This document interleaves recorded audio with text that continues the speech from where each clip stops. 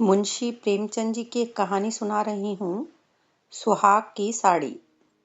तो आइए कहानी शुरू करते हैं। सुहाग की साड़ी। यह कहना भूल है कि दाम्पत्य सुख के लिए स्त्री पुरुष के स्वभाव में मेल होना आवश्यक है। श्रीमती गौरा और श्रीमान कुंवर सिंह रतन सिंह में कोई बात न मिलती थी।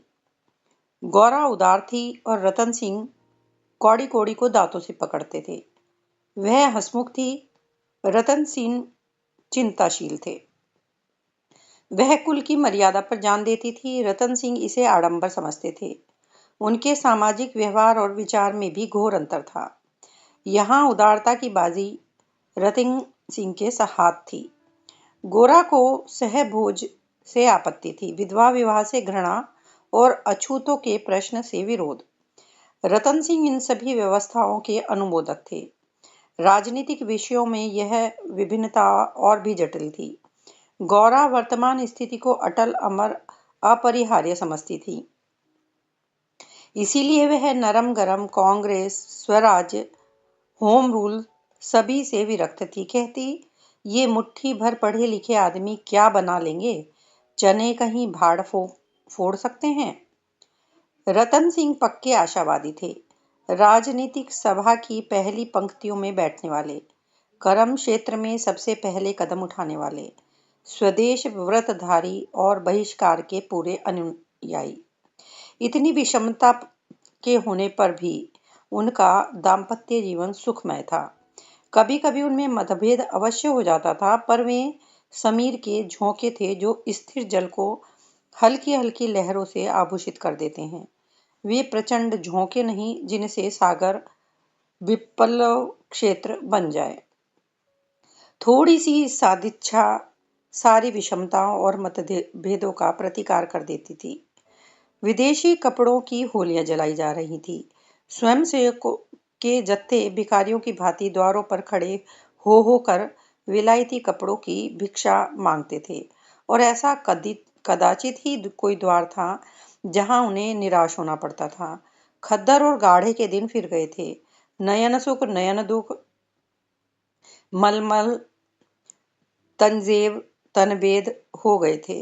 रतन सिंह ने आकर गौरा से कहा, लाओ अब सब विदेशी कपड़े संदूक से निकाल दो, दे दूं। गौरा, अरे तो इसी घड़ी कोई साइत निकली जाती है, फिर कभी दे देना। रतन, वाह, लोग द्वार पर खड़े कोलाहल मचा रहे हैं और तुम कहती हो फिर कभी दे देना। गोरा, तो यह कुंजी लो, निकाल कर दे दो। मगर यह सब है लड़कों का खेल। घर फूंकने से और स्वराज्य कभी न मिला है और न मिलेगा। रतन, मैंने कल ही तो इस विषय में तुमसे घंटों सिरपच्ची की थी और उस समय तुम मुझसे सहमत भी हो गई थी। आज तुम फिर वही शंकाएं करने लगी। गौरा, मैं तुम्हारे अप्रसन्न हो जाने के डर से चुप हो गई थी। रतन, अच्छा, शंकाएं फिर कर लेना, इस समय जो करना है वह करो। गौरा, लेकिन मेरे कपड़े तो न लोगे ना। रतन, सब देने पड़ेंगे। विलायत का एक सूत भी घर में रखना मेरे प्रण को भंग कर देगा।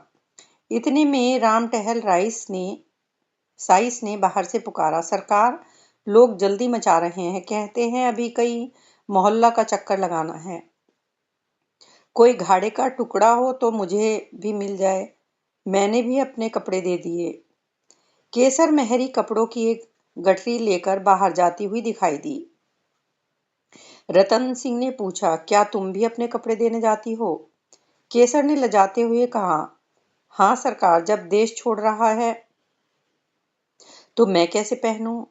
रतन सिंह ने गौरा की ओर आदेशपूर्ण नेत्रों से देखा।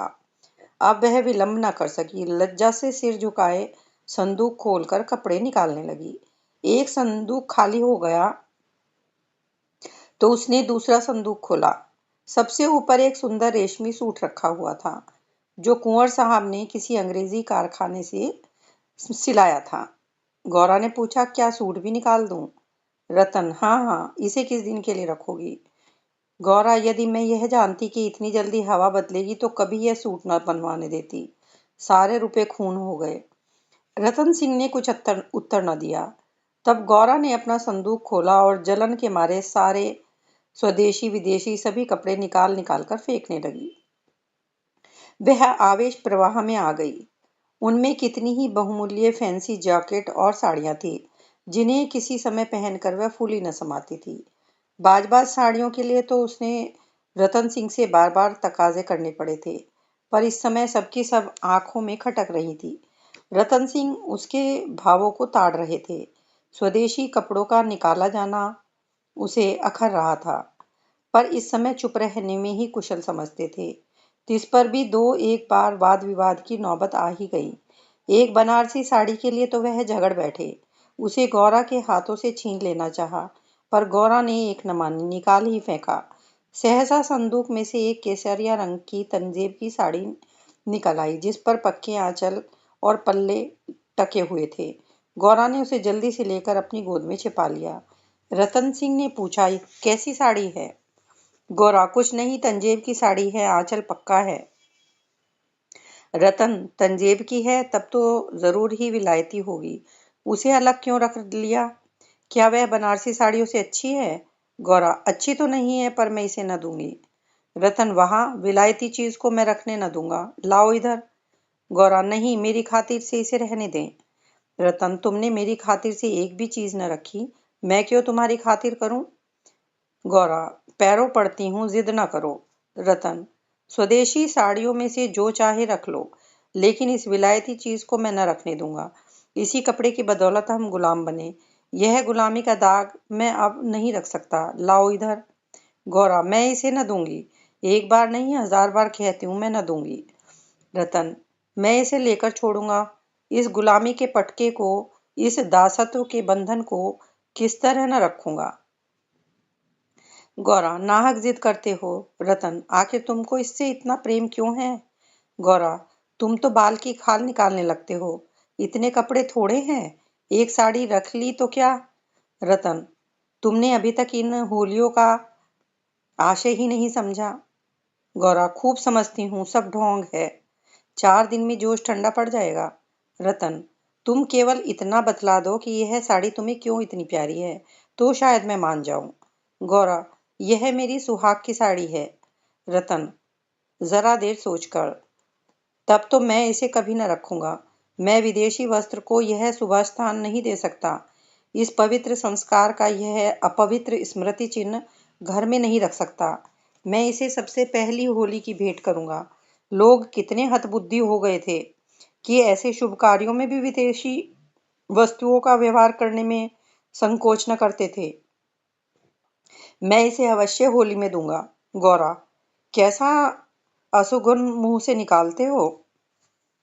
रतन, ऐसी सुहाग की साड़ी का घर में रखना ही अपशकुन है, अमंगल है, अनिष्ट है और अनर्थ है। गौरा, यों चाहे जबरदस्ती छीन ले जाओ, पर खुशी से न दूंगी। रतन, तो फिर मैं जबरदस्ती ही करूंगा, मजबूरी है। यह कहकर वह लपके कि गौरा के हाथों से साड़ी छीन लूं।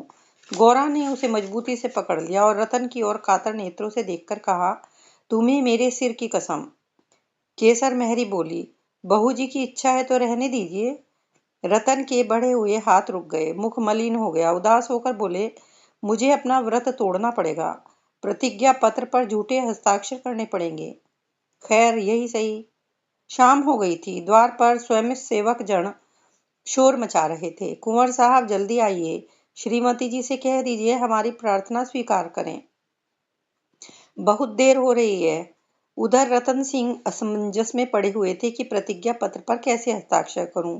विदेशी वस्त्र घर में रखकर स्वदेशी व्रत का पालन क्यों कर होगा। आगे कदम बढ़ा चुका हूं, पीछे नहीं हट सकता, लेकिन प्रतिज्ञा का अक्षरशः पालन करना अभिष्ट भी तो नहीं, केवल उसके आशय पर लक्ष्य रहना चाहिए। इस विचार से मुझे प्रतिज्ञा पत्र पर हस्ताक्षर करने का पूरा अधिकार है। त्रियाहट के सामने किसी की नहीं चलती। यों चाहूं तो एक ताने में काम निकाल सकता हूं, पर उसे बहुत दुख होगा। बड़ी भावुक है, उसके भावों का आदर करना मेरा कर्तव्य है। गौरा भी चिंता में डूबी हुई थी। सुहाग की साड़ी सुहाग का चिन्ह है, उसे आग, कितने अपशुकुन की बात है। ये कभी कभी बालकों की भांति जिद करने लगते हैं, अपनी धुन में किसी की बात नहीं सुनते, बिगड़ते हैं तो मानो मुंह ही नहीं सीधा होता। लेकिन वो बेचारे भी तो अपने सिद्धांतों से मजबूर हैं। झूठ से उन्हें घृणा है।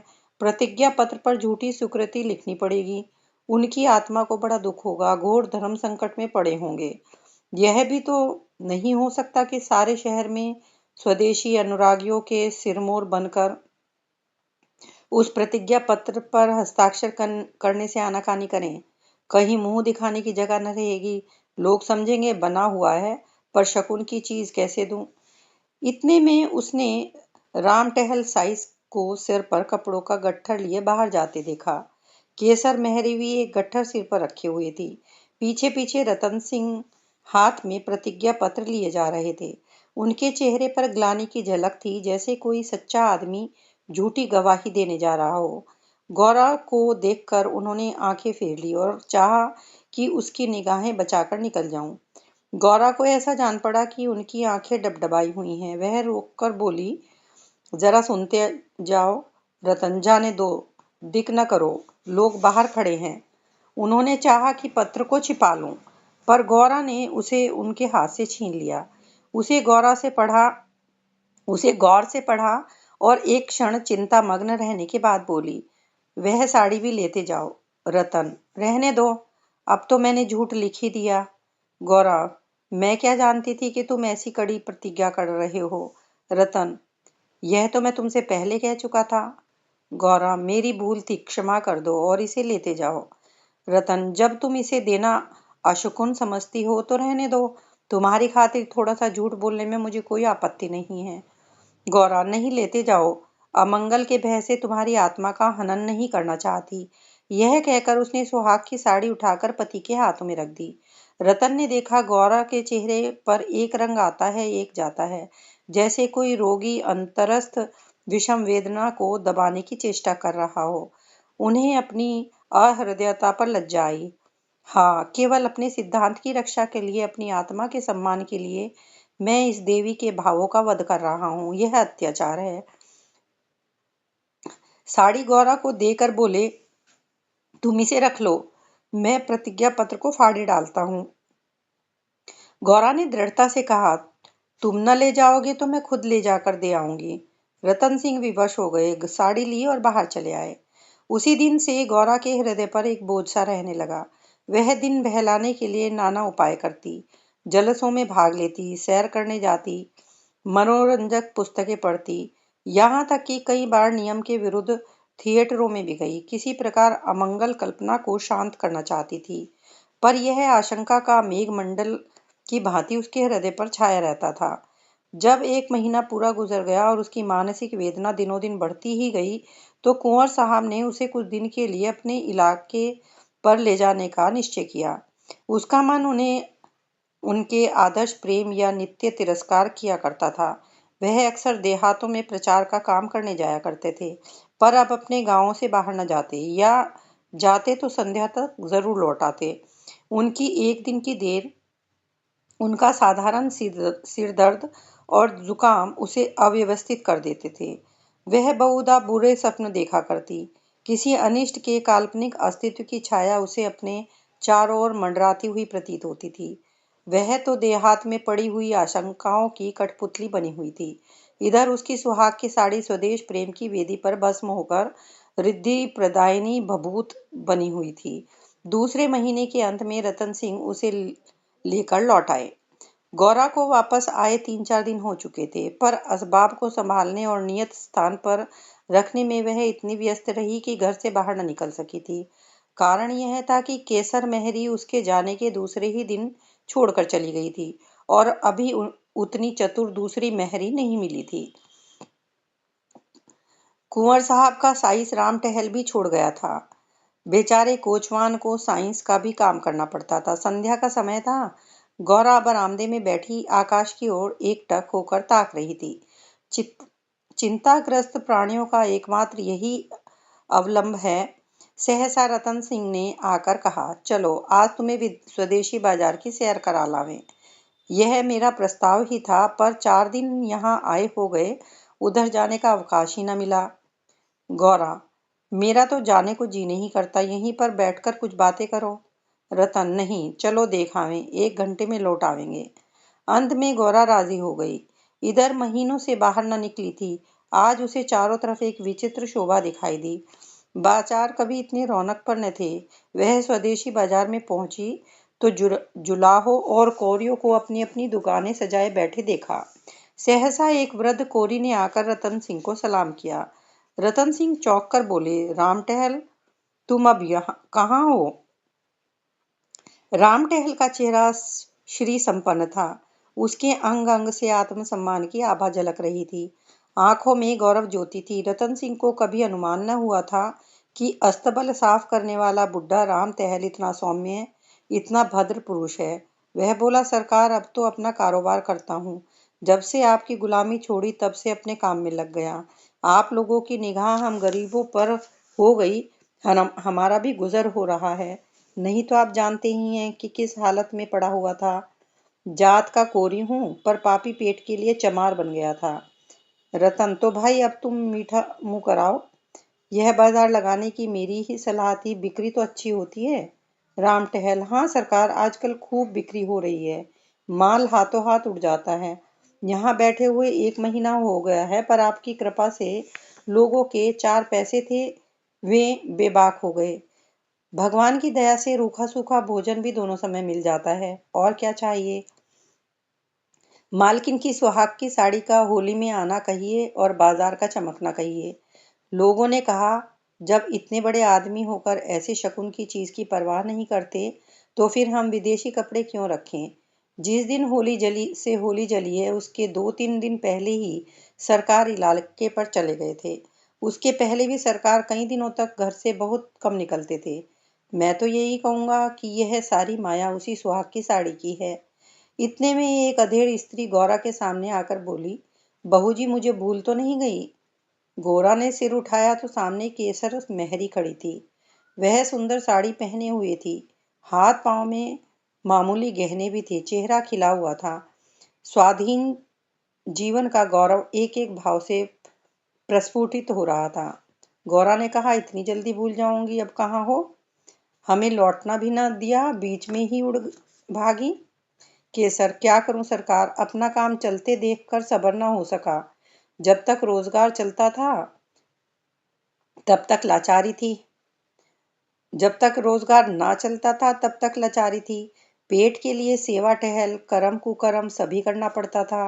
अब आप लोगों की दया से हमारे भी दिन लौट आए हैं।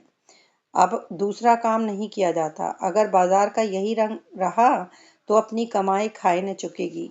यह सब आपकी साड़ी की महिमा है। उसकी बदौलत हम गरीबों के कितने ही घर बस गए। 1 महीना पहले इन दुकान वालों में से किसी को रोटियों का ठिकाना न था। कोई साइसी करता था, कोई ताशे बजाता था, यहाँ तक कि कई आदमी मेहतर का काम करते थे। कितने ही भीख मांगते थे। अब सब अपने धंधे में लग गए हैं। सच पूछो तो तुम्हारी सुहाग की साड़ी ने हमें सुहागिन बना दिया। नहीं तो हम सुहागिन होते हुए भी विधवाएं थी। सच कहती हूँ।